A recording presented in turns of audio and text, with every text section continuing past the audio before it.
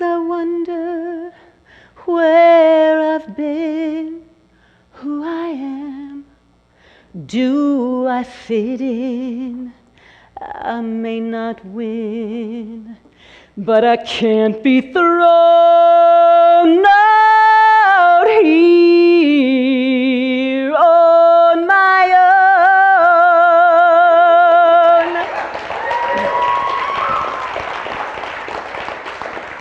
That's me. I'm 15 years old, and I love singing, and I want to make it to Broadway. I'm willing to do whatever it takes. I was raised in a really creative household. My mom always said, creativity is like breathing. My dad was a builder. My mom had a wig shop. She was a hairdresser. She was also a costumer and a seamstress, and a writer, a whittler, a sculptor, a photographer, a printmaker, a painter, a potter, and a poet. Housekeeper, not so much. But hey, so creativity is in my blood. But it's in yours too, no matter how you were raised. In 1968, it was George Land, the general systems scientist who tested for creative innovation for NASA, who gave us the famous study where 98% of kindergartners tested scored as creative geniuses. That tells us we start out creative. But it's not like you can take a blood test. But it is widely accepted that creativity breathes in each and every human. But have you ever wondered why? I have, and I took a journey to find out. What I discovered changed my entire life, and I do believe it can change yours too, even if you're not a singer, because you are all human. My hope is that once you discover why creativity breathes in you, it will lead you into a worldview based on creativity. And once you see life through that lens, you'll be changed. There was a point in my journey when I couldn't see this hope. It all started when I belted too hard in summer performances, and I wrecked my voice.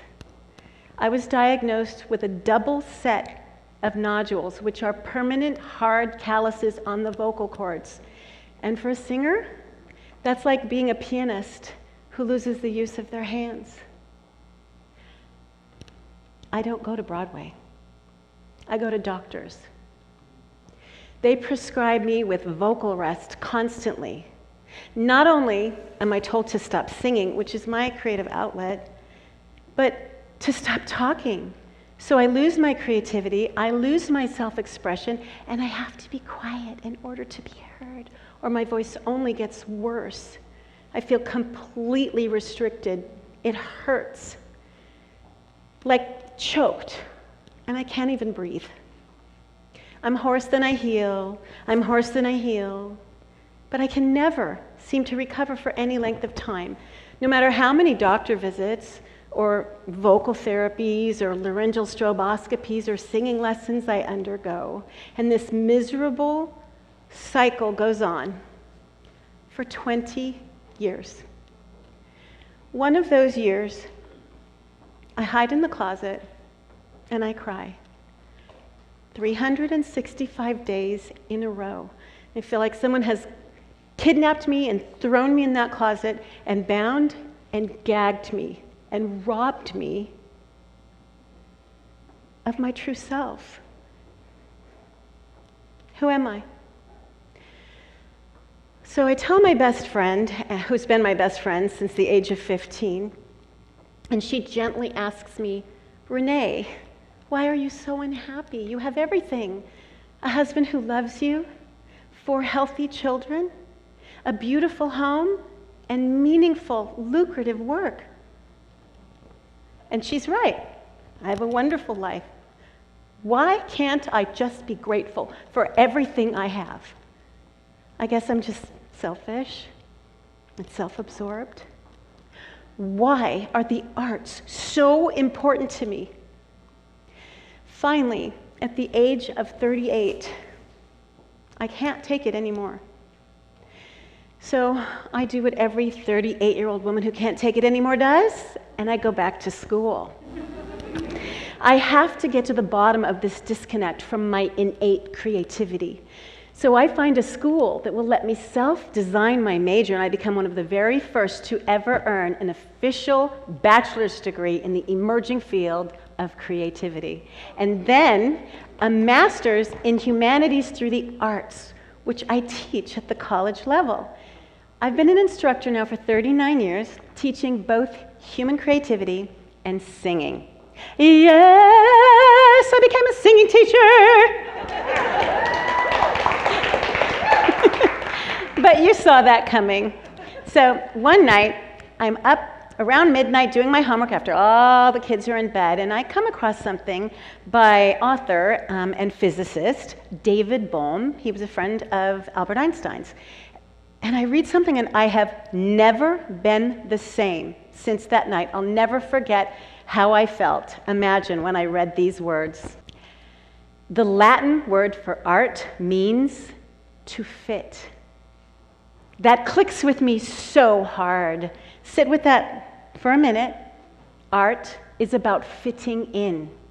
He shows me that creativity is the underlying drive to be part of an unbroken whole. It is the impulse towards fitting that is behind all activities. I feel so vindicated. My unhappiness is not rooted in selfishness. My overwhelming desire to sing isn't from self-absorption as much as it is my need to give my gift to the world, to fit into the whole. It's the creative drive. Have you felt it? Yeah. Have you ever felt the need to write or paint or dance just wash over you? Or if it's not the arts, what about the need to throw a party or design a dress, or just some uncanny compulsion to reconfigure some clunky protocol at work? And it feels so good, so right to do it. That's because creativity breathes in you, and it's your way of fitting. And there's so many ways to share our creativity, right? Like, how many can you think of? Social media, newspapers, US mail, email, magazines, books, TikTok, Facebook, Instagram, blogs, vlogs, web pages, YouTube, online journals, radio, television, podcast, text. All we do is tap, click, link, and boom.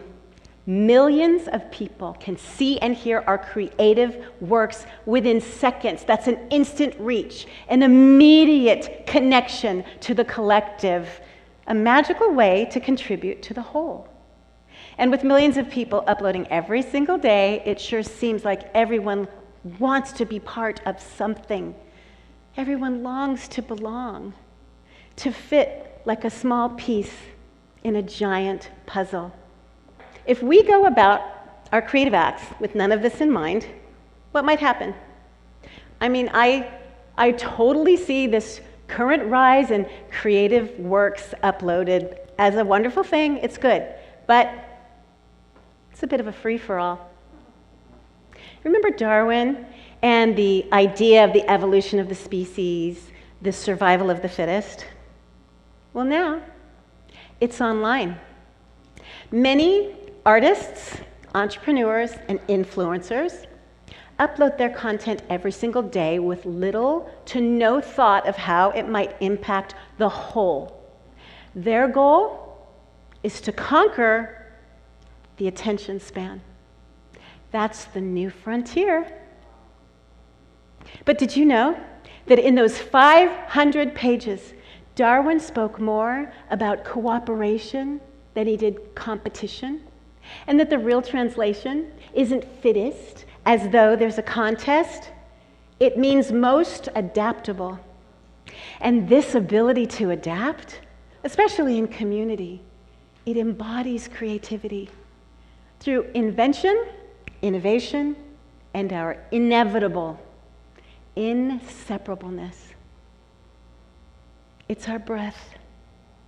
Without breathing, our bodies would die. Without creativity, our species would never survive. So later on, I decided to write a book on creativity. And so as I'm poring over every textbook I can get my hands on, analyzing and examining the philosophy, psychology, history, and science behind creativity, I discover something. Experts can't seem to agree on what creativity is, who has it, where it comes from, or how to find it. In fact, I'm really surprised at how many differing opinions there are. But as I synthesize my research, as I synthesize years of study, I uncover something utterly profound. Experts do agree on something. They agree on why. Although it begins in an individual, creativity is actually the property of the collective. It's up to us to discover and develop our individual gifts using this force of creativity, the power that births a baby, moves the stars, sets technology in motion, and just propels forth our entire species. When we hone our individual gifts with this mindset, we do it for a reason, for the collective. It's as if each of us is polishing a small, beautiful stone and then assembling them accordingly, making a beautiful mosaic where all the small parts come together as one epic work of art. What's yours? I invite you to close your eyes. This is a safe space. Envision your gift. Envision your contribution. It doesn't have to be a grand gesture. Now envision coming up here and compiling them one by one by one, creating a new masterpiece. Now opening our eyes, looking around the room, envision how your gift might touch the person next to you. Envision how your small stone might impact the lives of others. Now, in our mind's eye, collectively, we have just created an imaginary mosaic. And that gives us a shared experience here in this room. And that's what bonds us. This little exercise in creativity has just unified us. And this is why we are creative. The crux of creativity, the reason it breathes in us, is not only to bring new technologies to help our species survive, not only to bring new art forms and self-expression to help shape culture, but to bring us together, to unify us. Did you know my heartbeat will synchronize with yours when we do music together? Don't we laugh out loud in perfect unison at a comedy club next to someone we've never met? Have you ever bonded with a complete stranger weeping in the dark over a movie? Or just come home from a rock concert with the feeling, with the knowing we are all one. Adopting this worldview will first of all bring meaning into all that you do. Because remember, creativity isn't just the arts. It comes in many forms, like problem solving, relating, and caring for others. And when you realize that this phenomenal force is at work in you, in me, in all of us, with the aim to fit in, not as conformity, but as a means of plugging in your uniqueness, then you can have meaning and fulfillment every single day. And then ultimately, we contribute our gifts to society. We create society. We can have a culture teeming with fulfilled individuals. Imagine a society that's not superficial, but one that reflects this unified mission of creativity. This worldview is what helped me reconnect with my creativity and helped me to heal my voice, finally. My passion for creativity keeps getting stronger, and I consider myself an activist for this cause. a creativist. And from where I sit, I think I'm in pretty good company, because most artists and inventors from the beginning of time have offered their works to benefit the collective instinctively. And just like I longed to see Broadway, I long to see the creativist worldview as the way for ages to come. How can you adopt this creativist worldview as your own? First of all, embrace creativity. Believe you are creative. Everybody is. Remember that next time you cook, make a meal, share it with someone, help somebody, or learn something new. Creativity is the drive to be part of the whole. And next, envision. Envision yourself in the throes of creativity. When you leave, grab a small stone. I want you to polish it every single day as an activity to remind you that the world waits for your unique contribution. Let it remind you that we create society, and with the creativist worldview, we can have a compassionate and unified society. And lastly, endeavor. Endeavor to share your gifts with the world, however that looks for you, connecting over coffee with a colleague after work, or fixing things, or if you're about to upload content to the internet, as a creativist, ask yourself, how will this impact the whole? I have not lost my singing voice in 19 years, and I did make it to Broadway as a teacher several times, and one of my students even won a Tony.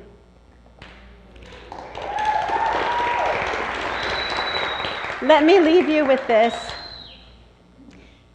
My mom cannot be the crazy wild artist she once was. She entered hospice 6 months ago. Here she is, painting from her hospice bed.